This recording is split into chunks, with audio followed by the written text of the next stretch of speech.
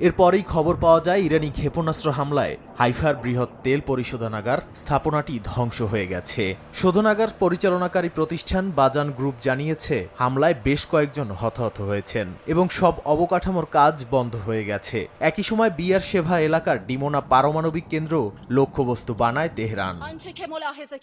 এর আগে ইরানের রাষ্ট্রীয় সংবাদ মাধ্যম IRIBর সরাসরি সংবাদ প্রচারের সময় হামলা চালায় ইসরায়েল। বিস্ফোরণের শব্দে আতঙ্কিত হয়ে পড়েন সংবাদ উপস্থাপিকা। আগুন ধরে যায় পুরো ভবনে। এরপরই মূলত হামলার হুমকি দিয়ে ইসরায়েলের দুটি টেলিভিশন চ্যানেলের কর্মী ও তেল আবিবের বাসিন্দাদের নিরাপদ আশ্রয়ে যাওয়ার নির্দেশনা দেয় তেহরান।